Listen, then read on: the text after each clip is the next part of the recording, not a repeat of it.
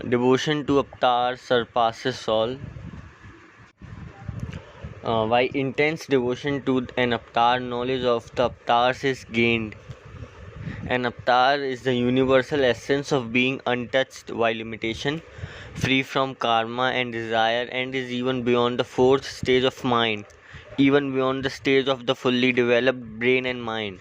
The, then one learns and is guided by the cosmic mind only. In the Maha-Avatar, all the avatars unite to form his, his person as a master on earth. The, the germ of knowledge expands into infinity. The infinity is relative with respect to human consciousness. It is the consciousness above the fourth stage of cosmic consciousness. The Mahavatar, being unlimited by time condition, is the teacher of the fourth section of the mind, or those whose minds are already fully developed and so are called primeval lords or avatars.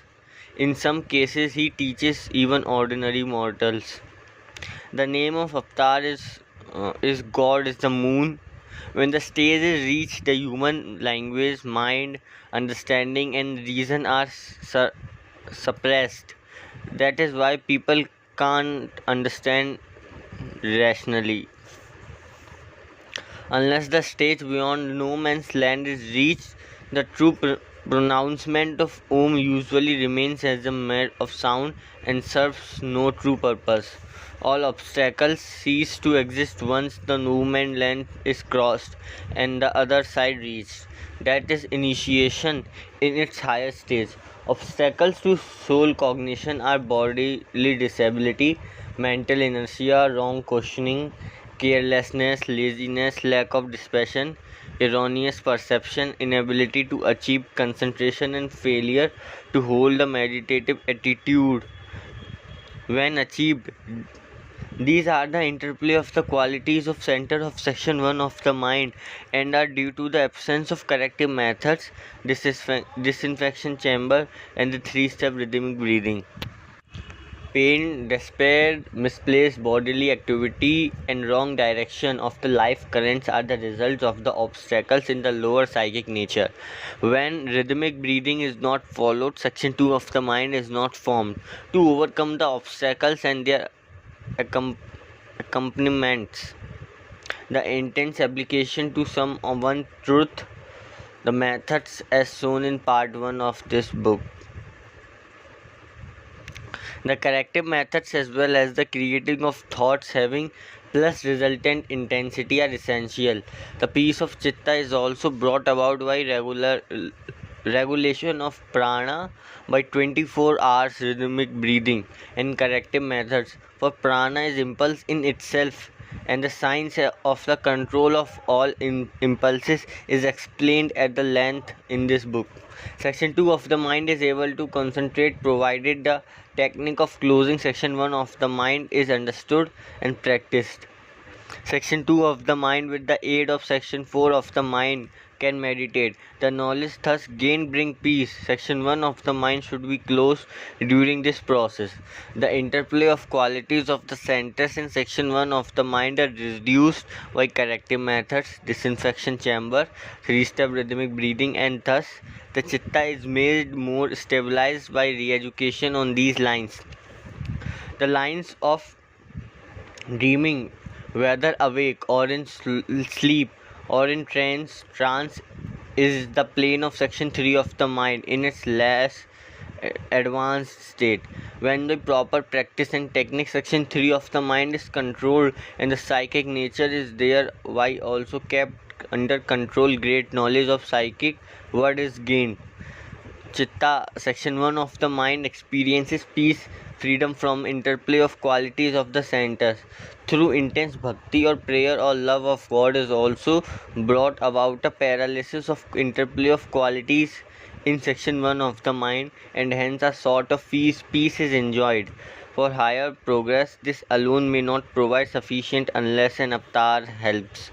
When Zen Yoga units are gathered in any proportion, the person is able to propel the resultant intensity and the resulting thought pattern and can persuade his subtle essence to separate from the gross body and can experience any life from the atom to infinitely great within the venue of the star canopus. When section 2, 3 and 4 of the mind are developed, and when the technique of closing section 1 of the mind during the process of concentration or meditation is practiced, modifications of the chitta or mind stuff are no longer possible. Then section 2 and 3 of the mind give knowledge and bring about the stage of identity on other planes. The methods of gaining knowledge on other planes differ completely from the methods of gaining knowledge from the physical plane. It is not by learning and memory, by intuition and identifying. As we have seen, reason or judicial reasoning is one of the qualities of section 2 of the mind on the physical plane. This is the technique of section 3 of the mind on psychic plane. The cosmos is regulated by one energy only, and that is undifferentiated power of mind. The techniques change the gross essence to the subtle, and in turn the subtle essence to pure spiritual being. These changes are called pradhana. By it we learn to handle the one cosmic energy. As we have seen, all these are just on the way stations and not the destination itself, which is very far beyond these. Thus meditation and even identification is with seed, that which is with seed remains gross, however subtle. Liberation is, however, now very near, and the initiated aspirant seldom fell back into bondage. When the chitta or the mind step or the interplay of qualities of centers are so re-educated that plus Zen Yoga units are gathered in the proper proportion, the fourth stage of cosmic consciousness is reached.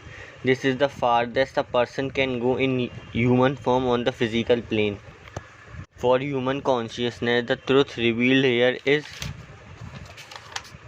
absolute. The stage considered by human standard is the highest.